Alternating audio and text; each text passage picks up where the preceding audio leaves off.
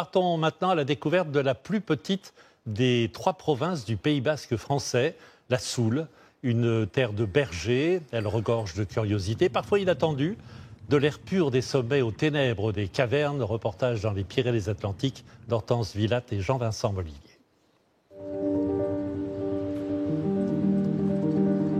Perché à 150 mètres au-dessus du vide, sa traversée transforme n'importe quel marcheur en funambule. Regarde par mal. Ça bouge là. Bon, je fais demi-tour. C'est vraiment impressionnant. Je resterai peut-être pas trop longtemps dessus.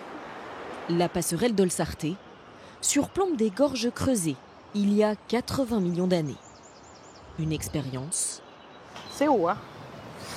Oui.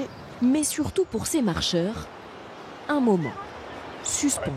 Il y a un côté magique, un côté envoûtant, voilà, par rapport à l'altitude, à ces gorges.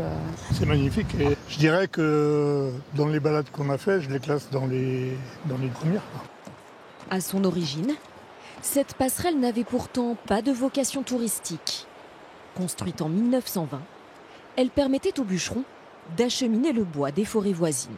Elle était en bois, elle n'était pas sécurisée, il n'y avait pas toutes ces rambardes, ces câbles. Ça donne un peu une idée de l'aventure que pouvaient être ce genre de travaux. L'aventure, justement, c'est ce qui anime cet accompagnateur en montagne depuis près de 20 ans. Bichente nous conduit sur le sentier des Cayollars, les cabanes de bergers basques. Et voilà, on arrive. Un patrimoine particulièrement bien conservé. Il a été refait il y a une dizaine d'années, de manière traditionnelle. Il a un autre usage aujourd'hui, mais voilà, c'est un très beau caillolard. Yep. Il sert en effet désormais d'abri aux randonneurs. Voilà, il n'y a personne. Mais voilà, c'est ouvert à tout le monde, à ceux qui passent. Il y a une cheminée pour se réchauffer un peu le soir, éventuellement à manger. Et ensuite, il y a des petites couchettes rustiques, basiques, mais largement suffisantes. Quand on est en montagne, c'est un hôtel. En Soule, Ciao-i! Ciao-i! la tradition pastorale est encore forte, grâce aux bergers transhumants. La Oregon, Kartz et Kartz. Toutes ces montagnes sont très belles, mais c'est grâce à nos brebis, à tous ces bergers qui sont là à surveiller ces brebis pendant tout l'été.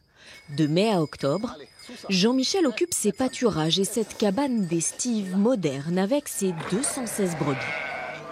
Ciao-i! Dans cette province, une quarantaine de caillolards sont encore occupés l'été par des bergers. Et c'est parti. Un quotidien rythmé par les traites. Bon, il faut sûrement aimer ça, mais c'est vrai que moi je suis heureux ici. Et la fabrication de l'osso irati.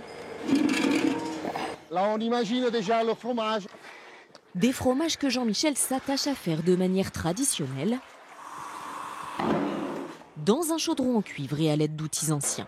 Mon outil s'appelle en basque murcuia, qui est en fait le tranche-cahier utilisé en estive.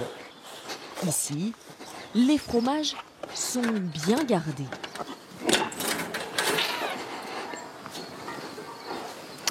Ici, c'est la banque des bergers. Elle contient un trésor très convoité sur lequel Jean-Michel va veiller entre 3 et 4 mois.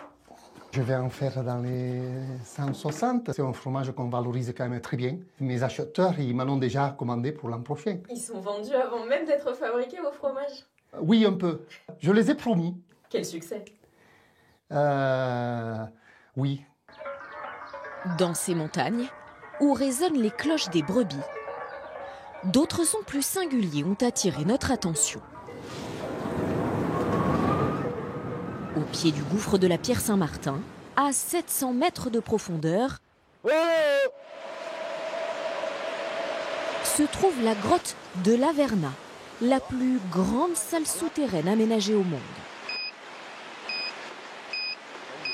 Entre les visiteurs et ces mannequins de la taille d'un adulte, 250 mètres de distance. Ils sont tellement petits, on croirait des plus mobiles. Mais non, c'est énorme, quoi. On ne se rend pas compte du volume. Pour tenter de mieux mesurer cette immensité, il faut bien regarder où on marche. C'est tout au fond de la cavité qu'il faut suivre ce guide spéléologue Là, on a un beau point de vue, surtout en hauteur. On a à peu près 160 mètres de hauteur, tu vois, jusqu'au plafond. Et c'est savant calcul.